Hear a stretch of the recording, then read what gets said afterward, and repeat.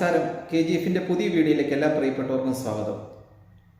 നമ്മുടെ ഒരു വീഡിയോയുടെ താഴെ വന്നൊരു കമൻറ്റ്, അതിനുള്ളൊരു ഉത്തരവാണ് ഇന്നത്തെ വീഡിയോ.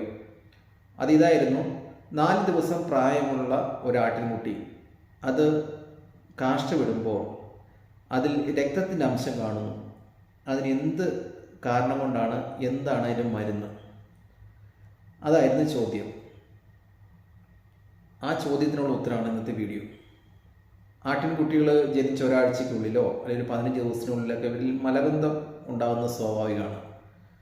മലബന്ധം ഉണ്ടായിക്കഴിഞ്ഞാൽ അല്ലെങ്കിൽ കാഷ്ടം പുറത്തോട്ട് പോകാൻ സാധിച്ചില്ലെങ്കിൽ കുട്ടികൾ ക്ഷീണിതരാവും, പാല് കുടിക്കില്ല, വയറ് കമ്പിക്കും, അതുപോലെ വയറ്റിൽ വേദന എടുത്ത് കരയാൻ തുടങ്ങും. കുട്ടികൾ ശരീരം ഇങ്ങനെ വില്ല് പോലെ ഇങ്ങനെ വളച്ച് പിടിച്ച് കൈകാലുകളൊക്കെ നീട്ടി നിൽക്കും. അപ്പം അങ്ങനെ കണ്ടു കഴിഞ്ഞാൽ നമുക്ക് ഏറ്റവും നല്ലത് മെഡിക്കൽ സ്റ്റോറിൽ ചെന്ന് മിൽക്ക് ഓഫ് മഗ്നീഷ്യോ അല്ലെങ്കിൽ ക്രീം ഓഫ് ഫിന്നോ അങ്ങനെയൊക്കെയുള്ള ലിക്വിഡ് പാരഫിനൊക്കെ അടങ്ങിയിട്ടുള്ള സിറപ്പുകൾ വാങ്ങിക്കുക. 5 ml വീതം ദിവസം 3 നേരം വെച്ച് കൊടുക്കുക. അങ്ങനെ കാഷ്ടം ലൂസായി പുറത്തോട്ട് പോകാൻ സഹായിക്കുന്ന രീതിയിലുള്ള കാര്യങ്ങളൊക്കെ ചെയ്യണം. ചില സമയത്ത് ഈ കാഷ്ടം വളരെ ടൈറ്റായിട്ട് പുറത്തേക്ക് വരും. കുട്ടി ഭയങ്കരമായിട്ട് ബുദ്ധിമുട്ടി കാഷ്ടമൊക്കെ പുറത്തേക്ക് ഇടും. ആ സമയത്ത് രക്തത്തിൻ്റെ അംശം കാണാം. ഇനി അല്പം ലൂസായിട്ട് വരുന്ന കാഷ്ടത്തിലും രക്തം കാണാറുണ്ട്.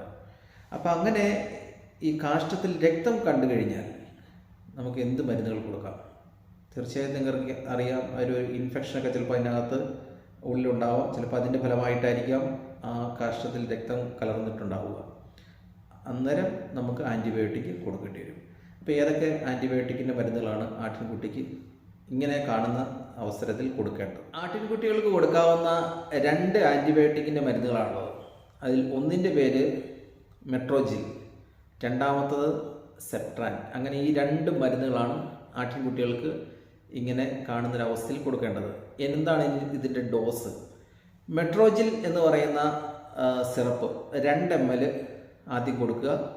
അരമണിക്കൂറിന് ശേഷം സെപ്ട്രാൻ എന്ന് പറയുന്ന സിറപ്പ് അത് 2 ml കൊടുക്കുക. ഇതേ ഡോസ് തന്നെ വീണ്ടും വൈകുന്നേരം ആവർത്തിക്കുക ഈ 2 മരുന്നുകളുടെയും.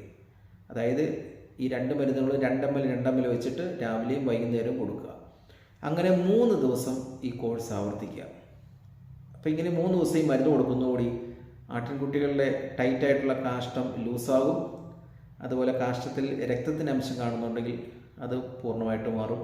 ഏതെങ്കിലും തരത്തിലുള്ള ഇൻഫെക്ഷൻ അതിൻ്റെ കുടലിനെ ബാധിച്ചിട്ടുണ്ടെങ്കിൽ അതും പൂർണ്ണമായിട്ട് മാറും. കുട്ടികൾ പഴയ രീതിയിൽ ആക്റ്റീവാകും, പാല് കുടിക്കും, ഉന്മേഷവാന്മാരായിട്ട് നടക്കുകയും ചെയ്യും. അതുപോലെ ഈ വയറിനുണ്ടാകുന്ന വേദനയോ അല്ലെങ്കിൽ എന്തെങ്കിലും ബുദ്ധിമുട്ടുകളൊക്കെ ഉണ്ടെങ്കിൽ അത് പൂർണ്ണമായിട്ടും മാറും. അപ്പോൾ നിങ്ങളുടെ ആട്ടിൻകുട്ടികൾക്ക് ഇങ്ങനെ ഒരു രോഗാവസ്ഥ വന്നു കഴിഞ്ഞാൽ എത്രയും പെട്ടെന്ന് മെഡിക്കൽ സ്റ്റോറിൽ ചെല്ലുക, 2 മരുന്നുകൾ വാങ്ങിക്കുക. ഞാൻ ഈ പറഞ്ഞ അളവിൽ ആട്ടിൻകുട്ടികൾക്ക് കൊടുക്കുക. ഈ ഒരു ചെറിയൊരു അറിവ് നിങ്ങളുമായിട്ട് പങ്കുവയ്ക്കുന്നു. നിങ്ങൾക്ക് ഉപകാരമായെന്ന് വിശ്വസിക്കുന്നു. നന്ദി, നമസ്കാരം.